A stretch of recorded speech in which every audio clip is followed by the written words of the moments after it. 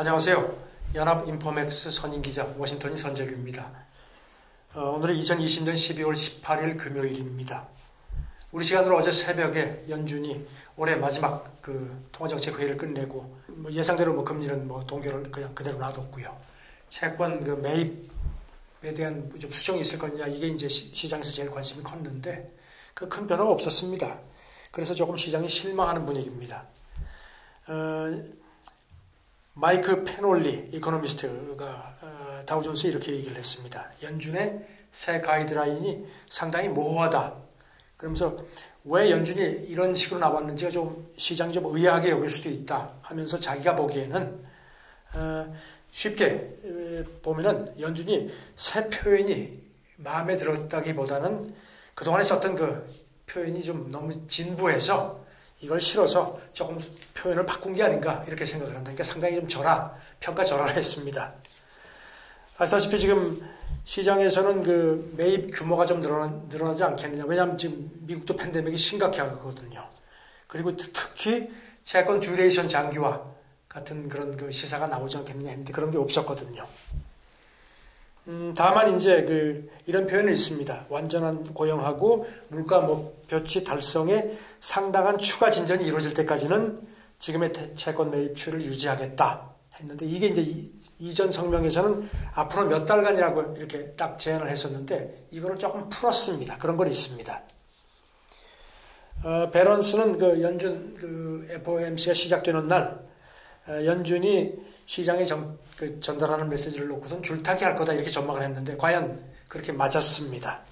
백신 때문에 팬데믹이 진정되고 경기가 회복되더라도 내년에 자산 매입을 축소하지 않을 거다 이렇게 전망을 했거든요. 그러면서 이렇게 애매하게 가이던스를 이렇게 수정한 게 앞으로 있을 테이퍼링 착수 시기를 결정하는데 상당히 유연성을 줄 수 있다는 것을 시사하는 거다 이렇게 분석을 했습니다. 프루덴셜 파이낸셜의 퀸스 크로스비 수석 전략가는 또 이렇게 분석을 했습니다. 연준의 이번 기조가 2018년하고는 상당히 대조적이다 하면서 당신은 인플레가 2% 목표치 달성하지 못했는데도 금리를 올리기 시작했는데, 그래서 그때 주택시장 같은 금리에 민감한 부분에서 상당히 흔들렸다. 그런데 지금은 인플레 2% 상회, 그러니까 오버슈팅도 이제 허용하려는 입장인 건 이미 이제 연준이 시사를 했고요. 그래서 자기가 볼 때는 인플레 2% 상회가 2023년까지는 어려울 거다.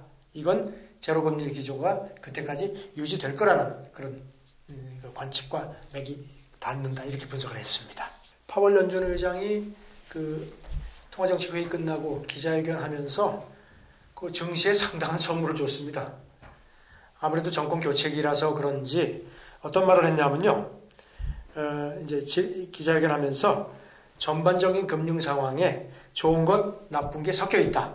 이렇게 이제 말을 띄면서 자산 가격이 약간 높다고 보지만 위험한 수준은 아니다. 이렇게 얘기를 했습니다. 사실 연준 의장이 이런 얘기를 하는 건 상당히 뭔가 굉장히 강한 발언인데요. 그러면서 연준이 계속해서 자산 가치 가격 수준을 지켜보고 있다. 그런데 아직까지 위험은 발견하지 못했다. 이것도 또 보너스 발언입니다. 그러면서 우리가 지켜보는 거라든가 또 우리가 혹시 뭘 놓치면 책임을 져야 하기 때문에 앞으로 매우 열심히 지켜보겠다. 그러니까 시장 너무 걱정하지 말라 이런 식의 해석이 아닌가 싶습니다. 이와 관련해서 CNBC는 S&P 지수가 재정하고 통화부양 정책 덕택에 지난 3월 저점에서 한 60% 이상 상승했다는 점을 상쇄시켰습니다.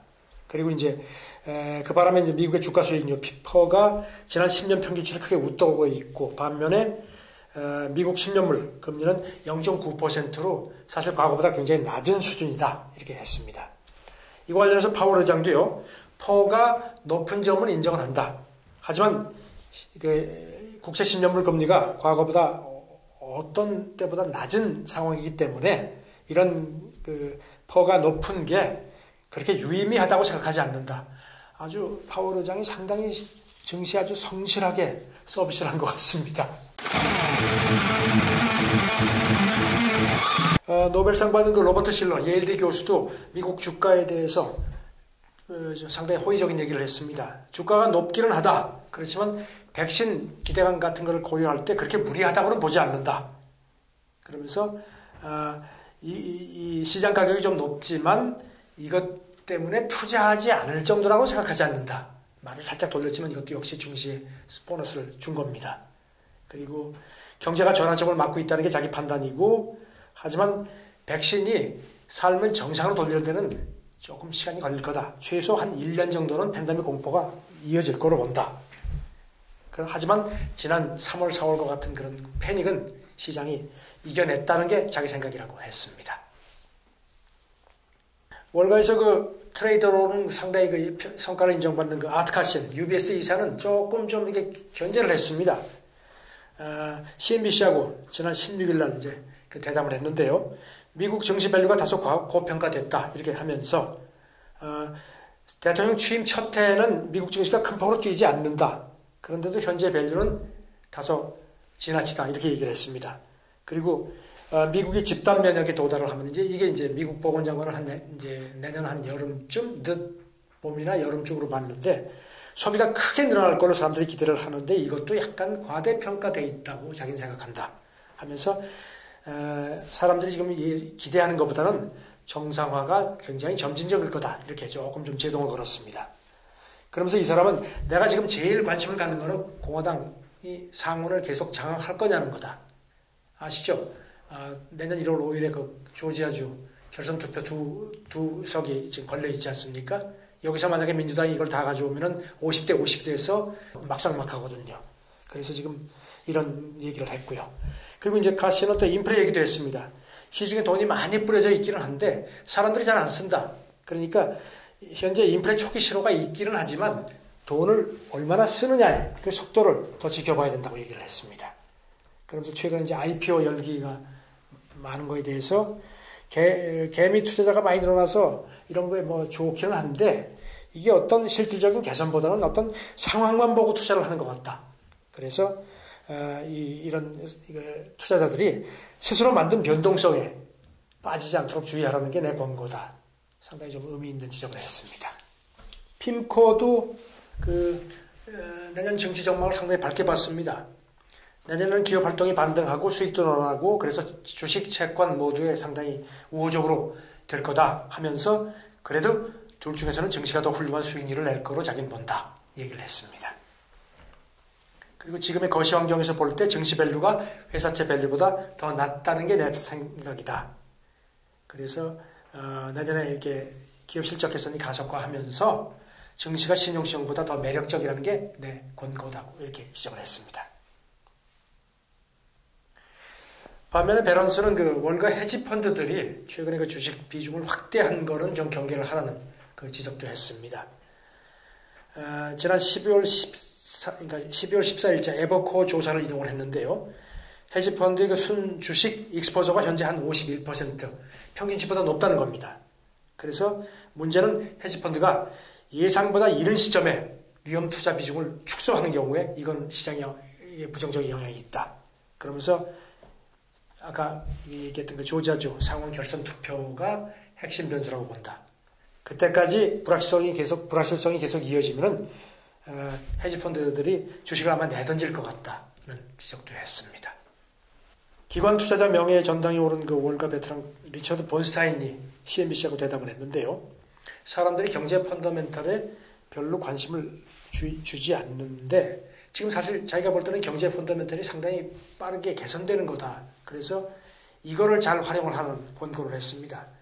과거 최근의 기술주 장세가 닷컴 그 버블 때하고 유사하다. 그러면서 기술주를 제외한 기본적으로 모든 곳에 기회가 있다는 게 내 판단이다 했습니다.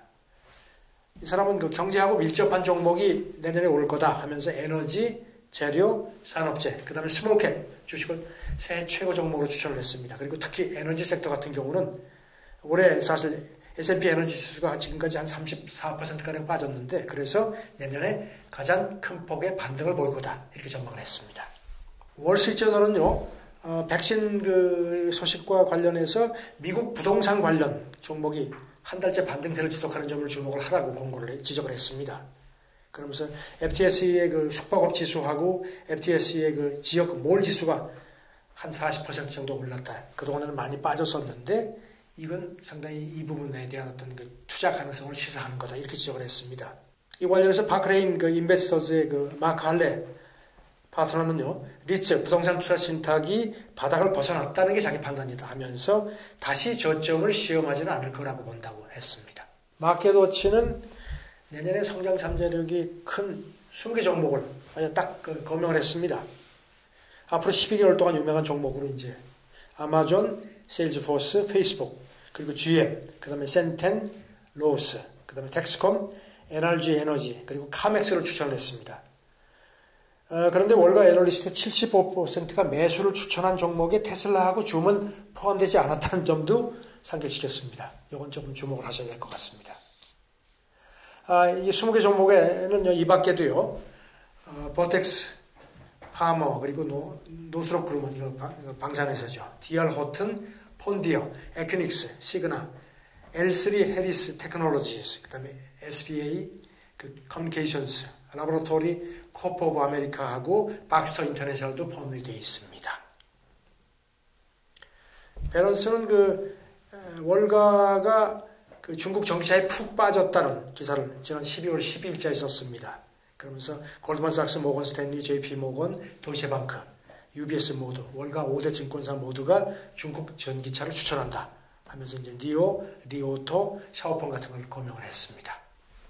금은 내년에는 웬만하면 손대지 마십시오 하는 그런 권고도 나왔습니다. 마켓워치가 마이클 브러시 칼럼을 게재를 했는데요.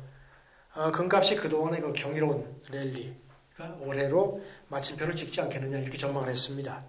그러면서 지금 기억하시겠지만 지난 8월 초에 온수당 2,075달러까지 올랐었죠. 그리고 나서 이제 반락을 하고 있는데요. 아무래도 부양책 합의라든가 이제 곧 이제 부양책이 나올 것 같고요. 그다음에 달러 약세도 큰 변수로 지적이 됐습니다. 이 마크 브러시 칼럼은요, 지금 대대적으로 부양을 하기 때문에 내년 중순까지 경기가 회복될 거다 이렇게 전망을 하면서요. 이렇게 되면 이제 연준의 인위적인 장기금리 억제가 중단되지 않겠느냐 이렇게 전망을 했습니다. 그리고 인플레보다는 국채금리가 더욱더 높아질 거다. 그리고 또 하지만 성장 여력이 많이 있기 때문에 인플레가 심화하지는 않을 거다. 하지만 금투자에 상당히 우호적인 마이너스 실질금리 그런 국면은 사라질 거다. 이렇게 전망을 했습니다. 마지막으로 달러 얘기를 한번 드릴게요. 오늘 새벽에 마켓워치가 이렇게 분석을 했는데요. 연준이 이제 채권 매입을 이제 줄이지 않겠다는 메시지를 이제 던졌는데요. 이게 달러 약세론자들한테는 저게 달러를 던지라는 신호구나 이렇게 받아들여질 거라고 분석을 했습니다. 아시다시피 지금 주요 6개 통화에 대한 그 달러 가치가 지금 2018년 4월 이후 처음으로 90을 밑돌았습니다. 어제. 올해 들어서도 근 7% 빠진 상태인데요. 사실 팬데믹 초기인 지난 3월만 해도 3년 사이 최고치까지 갔다가 지금 이후에 한 12%가 곤두박질 했습니다. 웨스턴 유니언 비즈니스 솔루션의 조 마님보 선임 분석가는 이렇게 분석을 했습니다.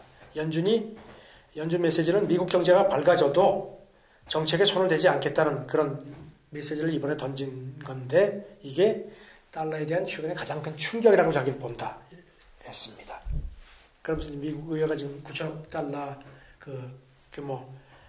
코로나 부양 패키지를 이제 오늘 내일 사이에 곧 이제 합의를 할 거란 전망이 많은데요. 이것도 달러가 더 떨어질 수 있는 그런 리스크 요소라고 지적을 했습니다. 또 UBS 글로벌 웰스 매니지먼트의 마크 하펠 CI 투자 책임자는요. 미국하고 독일 2년 국채 수익률 격차가 215bp까지 벌어졌던 게 올해는 90bp로 대폭 좁혀졌다는 걸 이제 상기시키면서 이게 이제 긍정적인 백신 소식 그리고 이에 따른 안전 피난처 수요 감소 때문에 경기에 더 민감한 통화의 전망이 개선됐기 때문에 된 거다. 그래서 최근에 달러 약세에 이게 더 반영이 됐다고 지적을 했습니다. 그러면서 그동안에 미국하고 다른 주요 국가의 국채 스프레드가 달러를 지지하는 힘이 됐는데 이것 역시 약화되고 있다. 이렇게 덧붙였습니다.